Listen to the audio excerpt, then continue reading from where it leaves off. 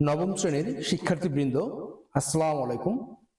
আজকে আমরা শিখব সেট অধ্যায়ের 3 নম্বর উদাহরণ। দেওয়া আছে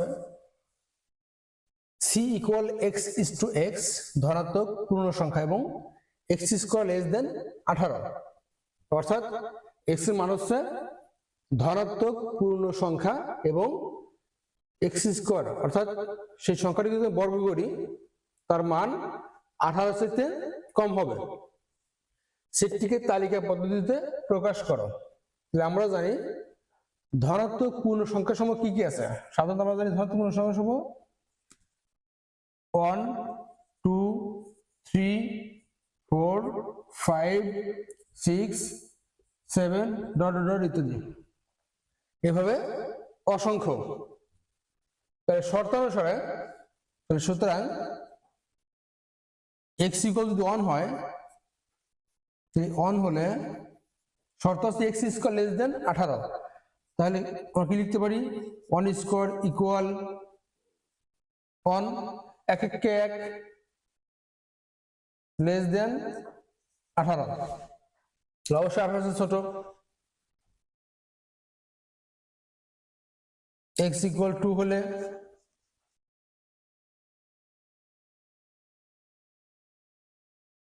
2 স্কোয়ার 2 দুগুণে 4, এটাও 18 সাথে ছোট।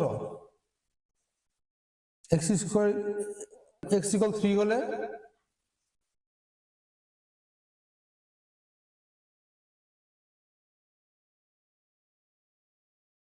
3 স্কোয়ার ইকুয়াল 3 ত্রিকে 9, এটাও 18 সাথে ছোট।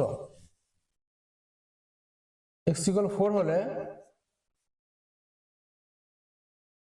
4 স্কোয়ার ইকুয়াল 4 4 16, এটা 18 সাথে ছোট। শর্ত মিলছে।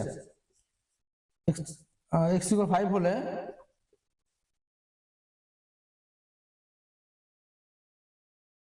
5 স্কোয়ার ইকুয়াল 5 5 25, এটা লেস দেন 9, এটা নট লেস দেন হবে, অর্থাৎ 18 সাথে 25 বড় বা ছোট নয়, তাহলে এটা শর্ত মানেনি, যা শর্ত মানে না। তো লিখতে পারি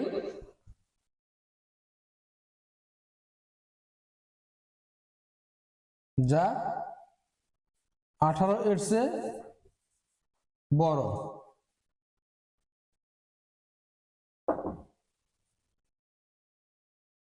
এর চেয়ে বড়। সুতরাং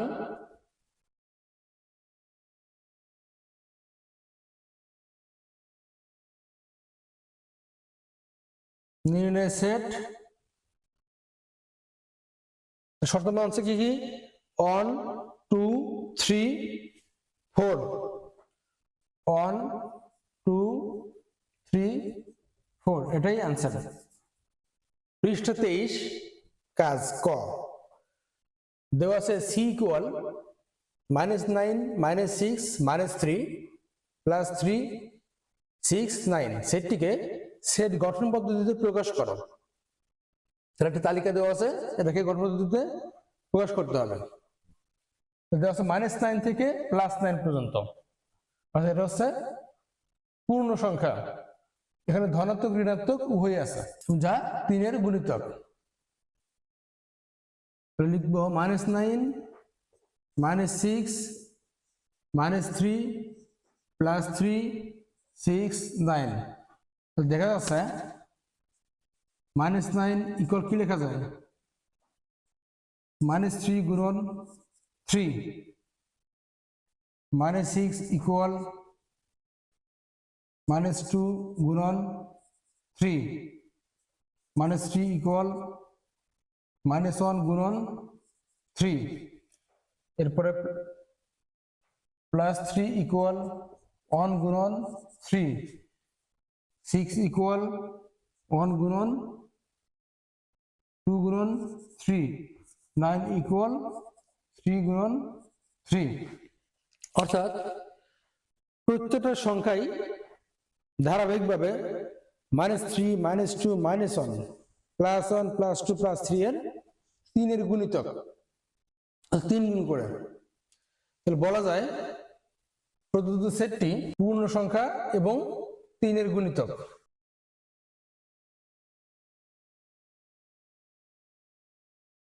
দেখা যাচ্ছে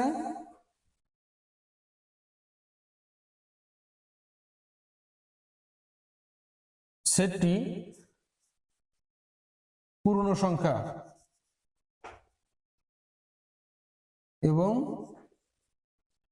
p এর গুণিতক। সুতরাং নির্ণয় সেট x x পূর্ণ সংখ্যা এবং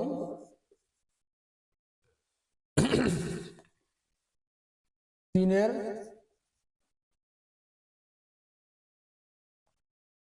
গুণিতক।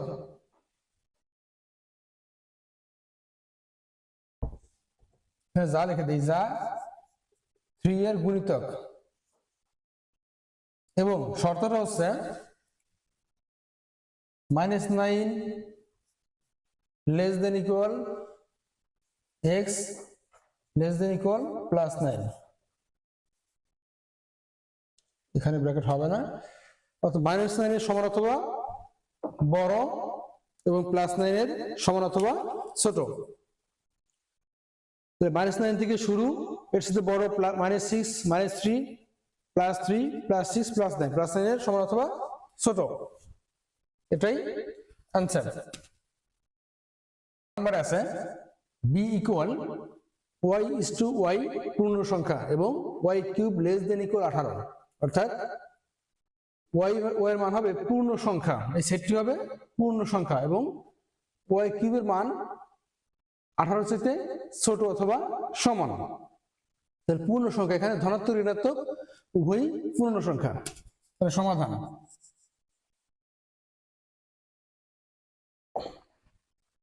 তাহলে আমরা লিখতে পারি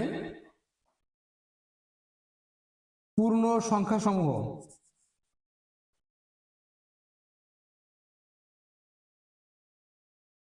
+1 +2 +3 +4 ইত্যাদি। এখন y ইকুয়াল +-1 হলে +-1 দেখে কিউব করি, +-1 কিউব সমান +-1। কেন?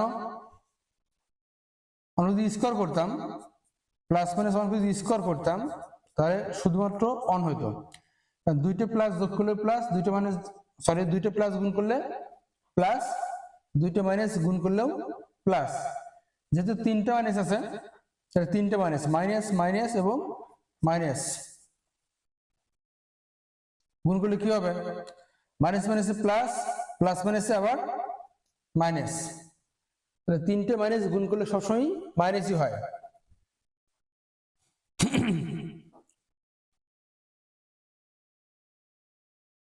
y ইকুয়াল +-2 হলে +-2 তারপর কিউব করি, তিনটে 2 গুণ করি আমরা, 2 দুগুণে 4, 4 দুগুণে 8, তাহলে +-8। y ইকুয়াল +-3 হলে +-3 কে কিউব করি আমরা,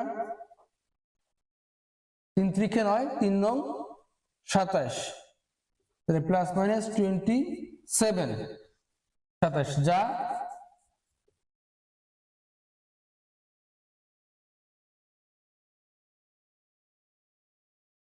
+18 এর চেয়ে বড়, সমান অথবা ছোট, কিন্তু এটা বড় হয়ে গেছে, এটা গ্রহণযোগ্য নয়। সুতরাং নির্ণয় সেট। সমস্যা আছে 18 থেকে ছোট মাইনাসের অসংখ্য মান আছে, যেহেতু এদিকে লিমিট দেওয়া নাই, শুধুমাত্র +18 দেওয়া আছে, তাহলে মাইনাসের যতগুলো মান আছে সবই 18 থেকে ছোট, কিন্তু প্লাসের মান এখানে যে -27 আছে সেটা গ্রহণযোগ্য। -27টা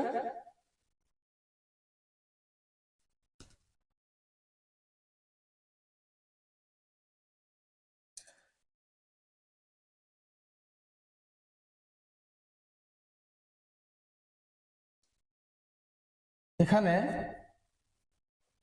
লিখতে পারি, এখানে -27 18 এর ছোট, কিন্তু +27 এর বড়, যা গ্রহণযোগ্য নয় বা শর্ত পূরণ করে না। সুতরাং নির্ণয় সেট মাইনাস ডট দিতে লাগে -3 -2 -1 0 1 2 3 কত হয় +27 হয়ে যায়, তাহলে 3 গ্রহণযোগ্য নয়। তাহলে মাইনাসের দিকে সবই থাকবে, বাট প্লাসের দিকে 1 2, এটা অ্যান্সার। উদাহরণ 5 দেওয়া আছে p = x y z এর উপসেটগুলো লিখো এবং সেগুলো থেকে প্রকৃত উপসেট বাছাই করো। উপসেট কি? আমরা জানি একটি সেট থেকে যতগুলো সেট গঠন করা যায় সবগুলোকেই ওই সেটটির উপসেট বলে। তাহলে p সমান দেওয়া আছে x y z, তাহলে x y z তিনটি উপাদান দেওয়া আছে, এই তিনটি উপাদান থেকে আমরা কতগুলো সেট গঠন করতে পারি? তাহলে লিখতে পারি p এর উপসেটগুলো,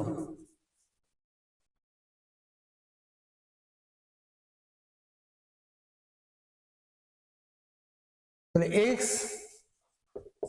y z তিনটি মিলে একটি সেট গঠন করা যায়। এরপরে দুটো করে নিয়ে সেট গঠন করা যায়, দুটো করে উপাদান নিয়ে। তিনটি উপাদান আছে, তিনটি উপাদান একবার নিয়েও সেট গঠন করা যায়, আবার এখান থেকে দুটি করে উপাদান নিয়েও সেট গঠন করা যায়। তাহলে x y দুটি উপাদান নিলাম, y z তারপর x z, তো দুটি করে নিলাম। তাহলে x y y z x z আর নেওয়া যায় না, যে y x নেই একই, মানে সেটের উপাদান আগে পিছিয়ে লিখলে সেটের মানের কোনো পরিবর্তন হয় না। তাহলে x y যা y x তাই, কাজে x y y z z x বা x z। এরপর একটি করে উপাদানও সেট গঠন করা যায়, x y z। এরপর এখনো উপাদান অবশিষ্ট নাই, অর্থাৎ তিনটি উপাদান থেকে আমরা তিনটি সেট গঠন করছি, দুইটি উপাদানের সেট গঠন করছি, আবার একটি উপাদান নিয়েও সেট গঠন করছি। অবশেষে ফাঁকা, ফাঁকা একটা সেট। একটি সেট থেকে কোন উপাদান না নিয়েও একটা সেট গঠন করা যায়, যার নাম হচ্ছে ফাঁকা সেট। আর ফাঁকা সেটে কোনো উপাদান থাকে না, এই জন্য নাম হচ্ছে ফাঁকা। অর্থাৎ ফাঁকা যে কোনো সেটের উপসেট। আমরা যদি ফাঁকা সেটকে কোনো উপসেট হিসেবে কল্পনা করি, তাহলে যে কোনো সেটেরই উপসেট হিসেবে ফাঁকাকে লেখা যায়, অর্থাৎ ফাঁকা সেট লেখা যায়। বলা হয়েছে এবং সেগুলো থেকে প্রকৃত উপসেট বাছাই করা। প্রকৃত উপসেট কোনগুলো? একটি সেটে যতগুলো উপাদান আছে এই সবগুলো উপাদান নিয়ে যদি আমরা একটা সেট গঠন করি, সেটা প্রকৃত উপসেট নয়। তাহলে p সমান দেওয়া আছে x y z, তিনটি উপাদান আছে, এই তিনটি উপাদানই আছে এই উপসেটগুলোর মধ্যে। কয়টা? একটা, সেটা হচ্ছে x y z। তাহলে এই x y z ছাড়া আর যতগুলো উপসেট আছে, অর্থাৎ x y y z x z X Y Z এবং ফাঁকা, এই সবগুলো হচ্ছে প্রকৃত উপসেট। শুধুমাত্র এই সবগুলো উপাদান নিয়ে যে সেটটা গঠিত এটা প্রকৃত উপসেট নয়। তাহলে কি লিখবো আমরা? সুতরাং পি এর প্রকৃত উপসেট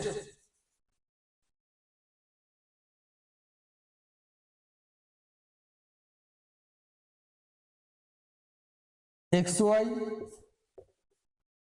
ওয়াই জেড এক্স জেড বা জেড এক্স, এক্স জেড লিখি এক্স জেড, এরপরে আছে শুধু এক্স ওয়াই এবং জেড, সবশেষে ফাঁকা, এগুলোই প্রকৃত উপসেট। এটাই আনসার। উদাহরণ 6, P equal x is to x 12 এর গুণনীয়ক সমূহ, অর্থাৎ পি সেট উপাদান হবে 12 এর গুণনীয়ক এবং Q equal x is to x 3 এর গুণিতক এবং এক্স লেস দেন ইকুয়াল 12 এবং কিউ সেট উপাদানগুলো হবে 3 এর গুণিতক এবং যা 12 এর সাথে ছোট অথবা সমান। তাহলে দেওয়া আছে P equal x is to x 12 এর গুণনীয়ক সমূহ, এটা দেওয়া আছে। 12 গুণনীয়ক কি কি আছে আমরা লিখি, 12 এর গুণনীয়ক সমূহ। 12 কে 1 দিয়ে ভাগ করা যায়, 2 দিয়ে ভাগ করা যায়, 6 দুগুণে 12, 3 দিয়ে ভাগ করা যায়, 3 4 12, 4 দিয়ে ভাগ করা যায়, 3 4 12, 6 দিয়ে ভাগ করা যায়, 6 দুগুণে 12, আর 12 দিয়ে ভাগ করা যায়, 12 কে 12। 12 গুণনীয়ক কি কি আছে, অর্থাৎ 12 কে কি কি দ্বারা ভাগ করা যায়, সবগুলোই 12 এর গুণনীয়ক। 1 দিয়ে ভাগ করা যায়, 2 দিয়ে ভাগ করা যায়, 3 দিয়ে ভাগ করা যায়, 4 দিয়ে ভাগ করা যায়, 6 দিয়ে ভাগ করা যায়, 12 দিয়ে ভাগ করা যায়। তাহলে পি সমান কি লেখা যায়? সুতরাং পি সমান 1 2 3 4 6 12। এবার কিউ সেট উপাদানগুলো বের করে নিব আমরা, এবং কিউ সমান কি দেওয়া আছে, এক্স ইস টু এক্স 3 এর গুণিতক সমূহ, 3 এর গুণিতক এবং শর্ত আছে এক্স লেস দেন ইকুয়াল 12। সুতরাং এক্স ইকুয়াল 1 হলে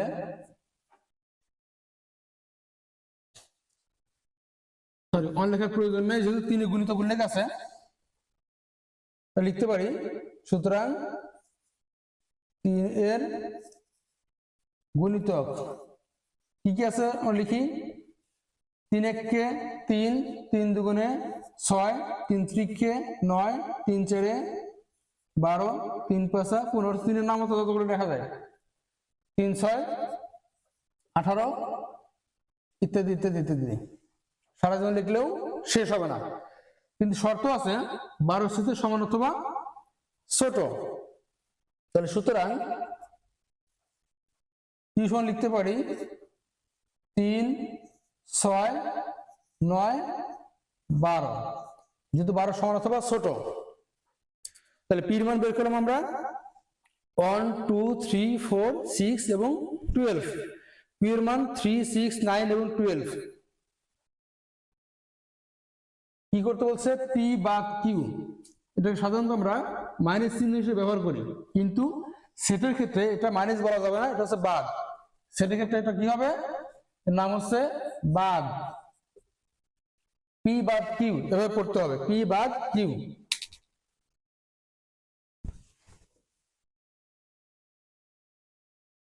লিখতে পারি সুতরাং পি বাদ কিউ সমান লিখতে পারি, পির মান কত 1 2 3 4 6 12,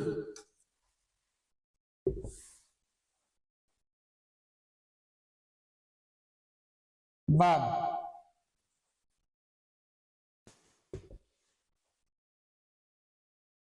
2 এর মান আছে 3 6 9 12, 3 6 9 এবং 12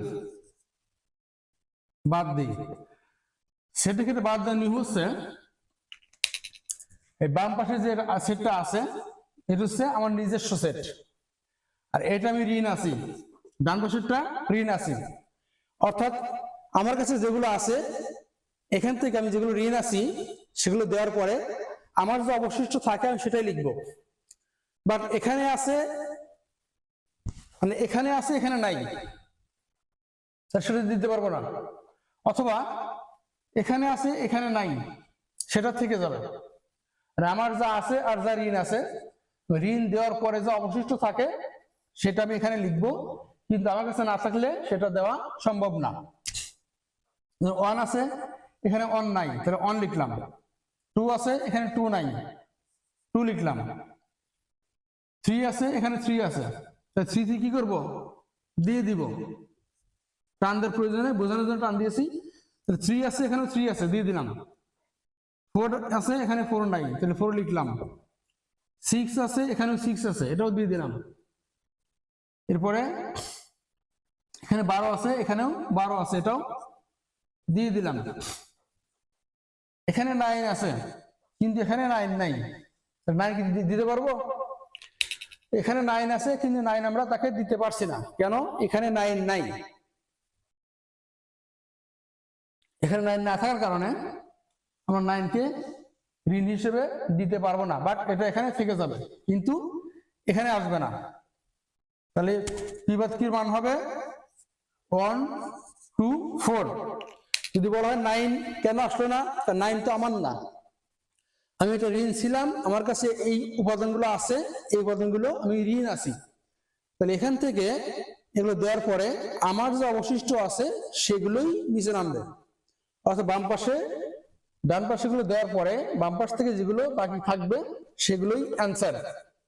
এখানে যে আরো 5টা উপাদান থাকে, যদি আমরা দিতে না পারি তাতে কোনো সমস্যা নেই, সেটা অ্যান্সারে আসবে না। তাহলে পিভট কির মান হবে 1 to 4, এটাই অ্যান্সার।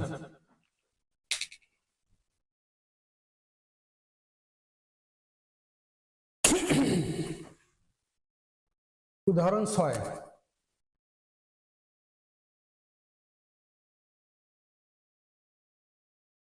উদাহরণ 7 দেওয়া আছে ইউ ইকুয়াল 1 2 3 4 5 6 7, এ সমান 2 4 6 7, বি সমান 1 3 5 হলে এ পূরক ও বি পূরক নির্ণয় করো। এর উপর সি, বির উপরে সি, এটাকে বলা হয় পূরক সেট, আর এটা হচ্ছে সার্বিক সেট। তা লিখতে পারি দেওয়া আছে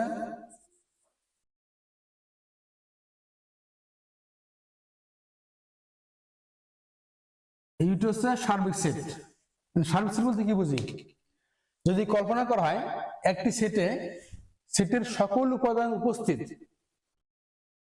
একটি কল্পনাধীন সেটে ওই সংশ্লিষ্ট সেটের অর্থাৎ এখানে এ বি সি ডি যা আছে এই সমস্ত সকল সেটের সব উপাদান এই একটি সেটের মধ্যে উপস্থিত আছে, এরূপ কল্পনা করা হলে ওই সেটকে সার্বিক সেট বলে।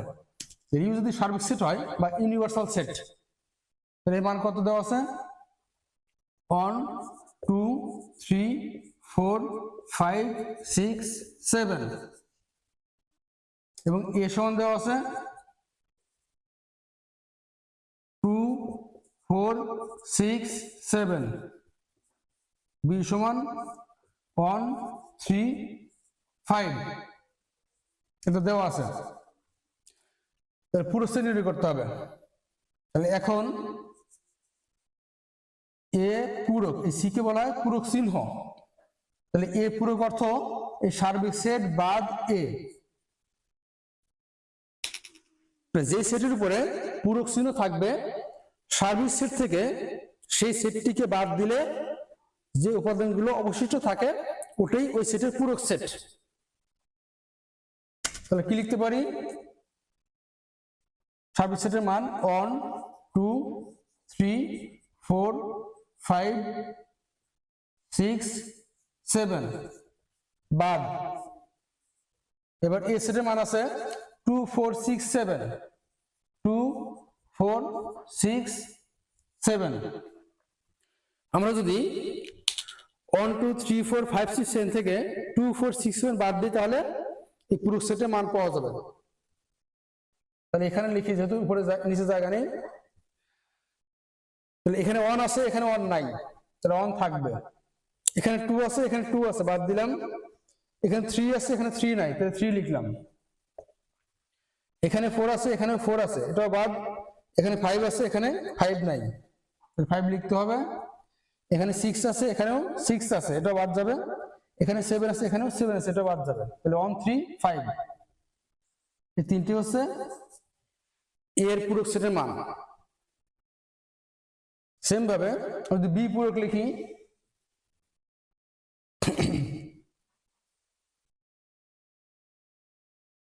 তাহলে বি পূরক যদি লিখি আমরা, তাহলে ইউনিভার্সাল সেট বাদ বি,